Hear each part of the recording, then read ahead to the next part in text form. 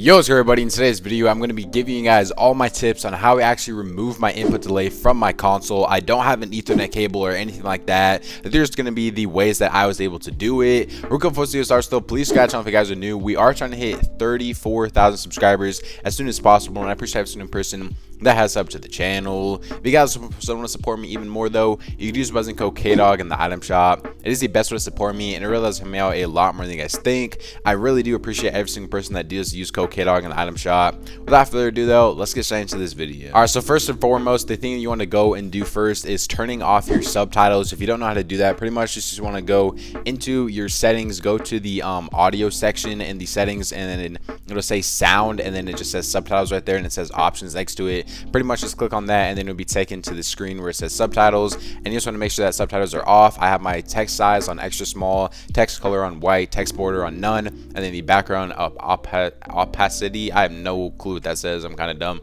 on clear basically. And the next thing that you guys want to do is, if you guys are on a next gen console but you don't actually have 120 FPS, then what you can actually do is you can go into your settings, and then you can go into the second tab, which is like the game settings, and on extra game options it says low input latency mode, and pretty much just want to turn that on. And that pretty much only works if you're on a next gen console. I don't think you can do that on a PS4 or an Xbox One, but if you're on a next gen console and you don't have a 120 FPS monitor, then make sure that your low input latency mode is on. If you already have a 120 FPS monitor, you are not able to do this. So I mean, this is just for people out there that are on a next gen console but don't have a 120 FPS monitor. If you're not on one of those though, I highly recommend getting one of those. That will honestly like change your whole gaming experience completely, especially because it's about to be Black Friday and stuff like that. I'm pretty sure there's gonna have really good deals on monitors. You guys can maybe just like go mow lawns or maybe make some videos or something. Just try to get something. 120 FPS monitors, I'm pretty sure I got mine for like $140 or something like that, and it works super well. I have an Asus monitor,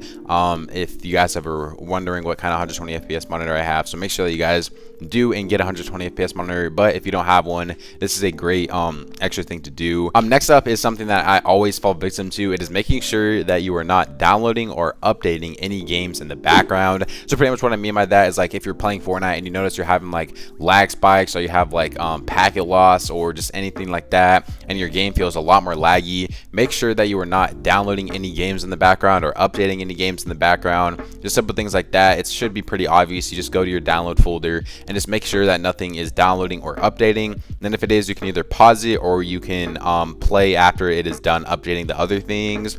Next up though is other things like making sure you don't have Spotify or any other application open in the background while you're playing, like YouTube or Twitch or anything like that. So say pretty much you turn on your PlayStation or you turn on your Xbox, you watch a YouTube video, and you're like, oh, I want to go hop on Fortnite now. Restart your PlayStation or your Xbox before you actually hop on Fortnite, just so that it is a completely fresh slate and everything is cleared on it, and you are able to play with no input delay at all from YouTube or Twitch or Spotify or whatever you were doing before. Next one should be obvious to all you guys by now. Turn off your replays. If you guys still have your replays on console, you have to either be a content creator, and even if you're trying to become like a pro player on console, it's already super hard in the first place, and there's really not that many console only tournaments anymore, so there really is not like any real use for having your replays on, to be honest. So just go turn those off. Next thing is making sure that your system software is updated. For me, I feel like this is more of like a personal thing, and it could be a placebo thing, but just having your system software fully updated every single time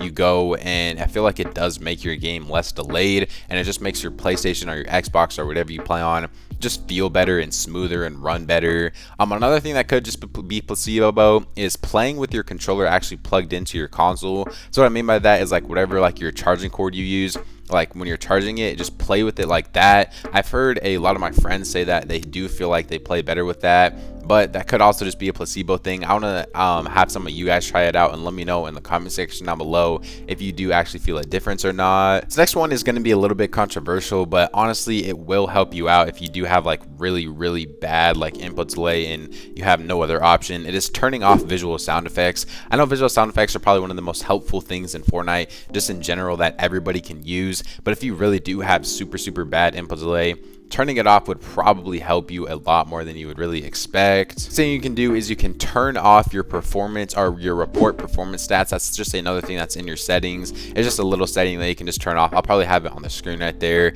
It's nothing too crazy, and I'm not 100% sure how much it would actually help, but I just feel like that would be another quick thing that you could do, and a quick and easy thing as well. That's just another just off real quick, and you should be able to feel less input delay. And the final one isn't necessarily like a input delay setting, but it is still a setting that would just help you be able to edit better if you guys are having like edit delay, things like that. It is using double edit binds or instant reset. If you don't know what double edit binds are, it is pretty much just you have one bind for your edit and then one bind for your confirm. So for me, I edit with left stick and I confirm with circle. Just super simple, works really well for me. I've always done it. I put a lot of my friends onto it and they all pretty much use it as well. And then instant reset is a setting that they added not too long ago, honestly, and it's just super useful and helpful. And it's probably one of the best settings that they've added for controller players. It is basically just scroll wheel reset for controller. Other than that though, that is pretty much all for today's video. If you guys enjoyed the video, please scratch on if you guys are new. Remember, we are trying to hit 34k subs as soon as possible. If you guys want to support me even more though, you can do so by using code Kdog in the item shop. It is the best way to support me, and it really does help me out a lot more than you guys think. If you guys want to watch the rest of this video all the way through, I would greatly appreciate it. You guys could just help support me. I'm trying to pay for college over here and also just grind at the same time. You know, I got bills to pay now. A lot of you guys have been watching me since I was like 15, 16 years old, and I really do appreciate that. But now I'm 19 years old now. I just recently had my birthday about 2 weeks ago. So I mean, yeah, if you guys give me a little birthday present, just use code Kdog in the item shop. Watch this video all the way through. Hope you guys enjoyed it. Catch you guys next time. Peace out.